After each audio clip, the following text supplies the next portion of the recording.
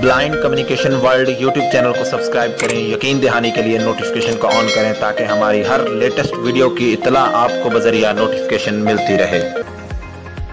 बिस्मिल्लाहिर्रहमानिर्रहीम, अस्सलाम वालेकुम वरहमतुल्लाहि वबरकातुहू। दोस्तों, आप देख रहे हैं अपना YouTube channel blind communication world और मैं हूं आप सबका दोस्त मोहम्मद अरसलान। हमेशा की तरह एक नई वीडियो के साथ हाजिर हूं। सबसे पहले हम बात करेंगे ट्विटर की। तो ट्विटर के ऊपर 20 अप्रैल को ब्लू टिक हटा लिया गया था तमाम उन अकाउंट से जिन्होंने ब्लू टिक की सब्सक्रिप्शन हासिल नहीं की थी, जबकि 2 दिन के बाद ही मुख्तलिफ शख्सियात के ब्लू टिक जो है वो बहाल होना शुरू हो गए थे जो मुख्तलिफ शोबों से ताल्लुक़ रखते थे, जिसमें मलाला यूसुफजई ने भी बताया ट्वीट करके कि उसके अकाउंट का जो ब्लू टिक है वो बहाल कर दिया गया। इसी के साथ साथ इंडियन अदाकार प्रियंका चोपड़ा, इंडियन जर्नलिस्ट राना अयूब के अकाउंट पर भी ब्लू टिक बहाल हुआ। उन्होंने भी ट्वीट करके बताते चलें कि जब इनके ब्लू टिक के ऊपर क्लिक करते थे तो आगे से मैसेज ये आता था कि इन्होंने ट्विटर को इसके लिए फ़ी पे की है, जबकि इन्होंने ट्वीट में बताया कि इन्होंने किसी भी तरह की फ़ी पे नहीं की। इसी तरह से और भी बहुत सारी शख्सियात हैं जिनका ब्लू टिक जो है वो बहाल हुआ। माहिरीन और तज्जिया नगारों का कहना था कि ट्विटर शायद 10 लाख फॉलोअर्स या उससे ज़्यादा फॉलोअर्स रखने वालों को फ्री में ब्लू टिक प्रोवाइड कर रहा है। तो अब बात कर लेते हैं हम मेटा की। तो मेटा ने ट्विटर के मुतबादल के तौर पर अपना प्लेटफॉर्म लॉन्च करने का सोचा है, जिसके ऊपर बहुत अरसे से काम जारी है, मगर अब उस काम को तेज कर दिया गया है और कहा यह भी जा रहा है कि इस ऐप का नाम बार्सिलोना रखा जा सकता है और इसके ऊपर मैसेज की हद 500 करैक्टर की होगी। और कहा यह भी जा रहा है कि इसके ऊपर मशहूर शख्सियात अपने अकाउंट्स बनाएंगी और अपने फॉलोअर्स को पैगामात जारी करेंगी। और यह भी कहा जा रहा है कि इसको इंस्टाग्राम से जोड़ा गया है कि इंस्टाग्राम के अकाउंट से ही इस अकाउंट को लॉगिन किया जाएगा।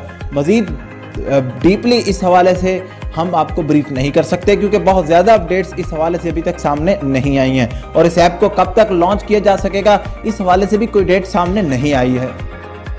तो अब बात कर लेते हैं फिर से ट्विटर की पिछली खबर से ही रिलेट करती है ये खबर और ट्विटर के ब्लू टिक से रिलेटेड है। जी हाँ, ब्लू टिक आपको जैसा कि मालूम है, अभी मैंने आपको बताया कि बहाल होना शुरू हो गए हैं। ऑफिशियली पॉलिसी तो लॉन्च नहीं की गई है ट्विटर की तरफ से, मगर सामने यही आ रहा है कि 10 लाख फॉलोअर्स रखने वाली आईडी या उससे ज़्यादा फॉलोअर्स रखने वाली आईडीज़ के जो है वो ट्विटर के ब्लू टिक बहाल हो रहे हैं। मगर इसमें बहुत सारी आईडीज़ ऐसी भी निकली हैं जिनके लोग अब उनके सरबराहान उन आईडीज़ के रहे ही नहीं हैं इस दुनिया में, मगर मतलब कि वो जिंदा ही नहीं हैं, मगर उनकी आईडीज़ पर ब्लू टिक बहाल हो गया है।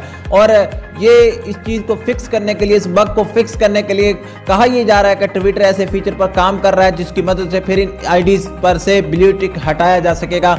उस फीचर का इस्तेमाल करते हुए लोग उस आईडी का एड्रेस भेजेंगे ट्विटर इंतज़ामिया को, जिस आईडी का उनको पता होगा कि ये गलत ब्लू टिक मिला हुआ है, तो उसके बाद उस मैटर को फिर ट्विटर इंतज़ामिया देखेगी।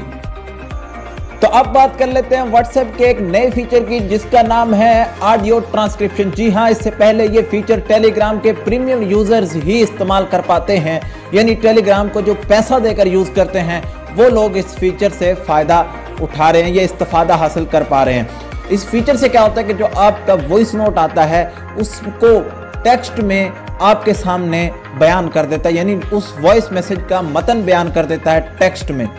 और बताते चलें कि ये फीचर फिलहाल आईफोन यूजर्स के लिए है और वो भी बीटा टेस्टर्स के लिए।